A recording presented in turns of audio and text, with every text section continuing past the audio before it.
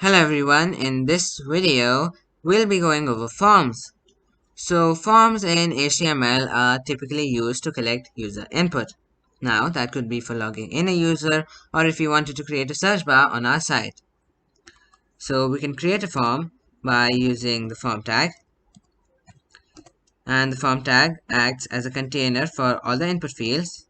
And to create an input field we use the input tag, which is a self-closing tag. And this tag takes in an attribute called type, which specifies the type of input this is, as the name suggests. Now an example of this would be text. So if we save this and refresh the page, we can see the form with an input field in which we can type in some text. Now we also have number as a type of input. Now we can only type in numbers in this input field. We also have email. So if we try to type in something that is not a valid email and hit enter, we can see a message that tells us what to correct. We also have password as an input type if we wanted the user to type in a password. So as we type in, we can see that some black dots appear so that no one behind us can see what we're typing in. So another attribute available to us in HTML is the ID attribute. Now this attribute gives this particular element a unique identifier. So any other element in our page cannot have the same ID as this one. And even we have many inputs in our page, and even if they have the same type as this input, they cannot have the same ID.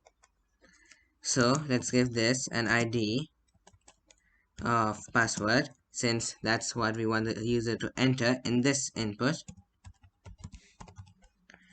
And we can use this ID attribute to style this element using CSS or do something with the value entered in JavaScript. But we're going to use it with the label element. And the label element specifies what we want the user to enter in this particular input. So as we want the user to enter a password, we'll type that in. And this element takes in an attribute called for, and the value of this attribute should should be equal to the ID of the input we want to connect it with. So this should equal password. So if we save this and refresh the page, we can see the label and the input. Now other than the ID and type attribute, we also have other attributes that we can use with inputs. So one of them is the required attribute, which does not take in any value, and it makes sure that we cannot submit the form without filling in this input field. So if we try to submit this without typing anything in, it'll show us a message that we have to fill this field out and that it is required. So another attribute that we have is the max length attribute, which specifies the maximum number of characters that we can type in this input field. So we'll set this to 5. So if we refresh and try to type something in, we can see that it limits us to 5 characters. Now we also have the value attribute, which gives the input some default text. So let's create another input with a type of text and an ID of username, since that's what we'll ask the user to enter. And let's create a label for this, and we'll type in enter username over here, and we'll give this a for of username, since that's the ID of this input. And let's create a couple of BR tags so that it looks a bit better, and let's give this a default value of John. So if we save this and refresh the page, we can see the input with some default text. Now we also have the placeholder attribute, which gives a hint to the user of what to type in. So let's give this placeholder value of enter username. So let's save this, and if you refresh the page, we can see the placeholder for this input. Now for inputs in which we ask the user to enter some numerical values, we can give those inputs the min and max attributes. So let's create a couple of BR tags again, and then an input with a type of number and an ID of age. And let's create a label for this, and we'll type in enter age, and we'll give this a for of age, and we'll give this a minimum value of 20 and a maximum value of 30. So if we save this and refresh the page, we can see the input, and its minimum value is 20, so we cannot go below that, and we cannot go above 30. Now, other than the input tag, we also have other tags that we can use with forms. And an example of such a tag is the text area element. And we'll usually use this element over the input tag if we wanted the user to enter something that is too big for such an input field. So we'll give this an ID of story, since that's what we'll ask the user to enter, and we'll give this a label of enter story, and this is going to have a for of story, since that's the ID of this text area element. So if we refresh the page, we can see the text area element in which we can type in some text, and we can stretch this element to type in some more text. Alright, now if you wanted the user to select from a list of options, we can use the select tag for that. And the select tag creates a drop-down list with options which we can select. So let's give this a label, and we'll type in choose your blood type,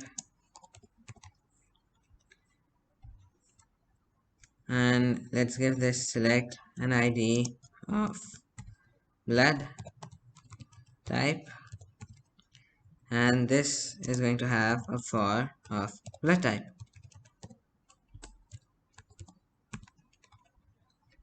So as the list has options, we can use the option tag to create an option for this list, and the first one is going to be a positive, and we should also specify a value for each option, and the value doesn't have to be the same as the text content. So we'll give this a positive as well. Let's create a couple of others. This time it'll be O positive, and the last one is going to be O negative.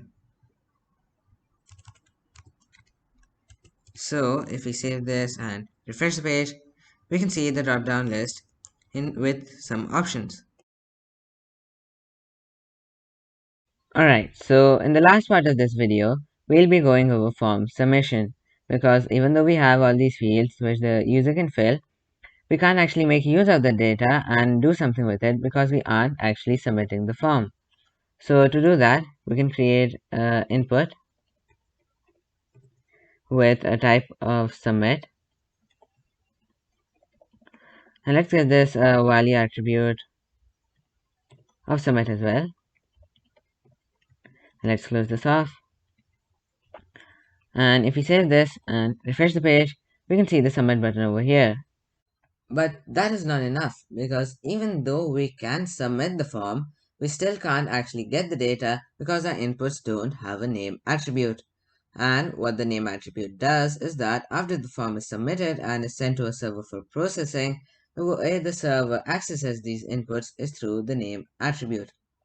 Now, won't really go into server-side programming in this series, but I'll probably make a separate series on it in the future. So for now, let's just give our inputs the name attribute. Let's give this one a name of password because that's what is sent through this field. Okay, username for this.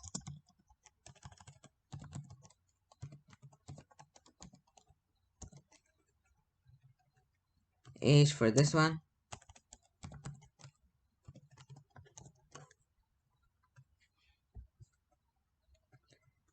Story for this. And if we have a select element, what we do is that we give the name attribute to the select tag rather than the option tag. So this is going to be blood type. So if we save this and refresh the page, and if we fill these fields out, so for the password, oh, and this should, the placeholder should be password instead of username. So let's change that. I think it's over here. So let's save and refresh. Alright, we can see that it's changed. So let's fill this out. So I'll just type in a random password. The name's already written. Age, I'll just give 25. Story, just A. Blood type can be A positive, and we can submit the form.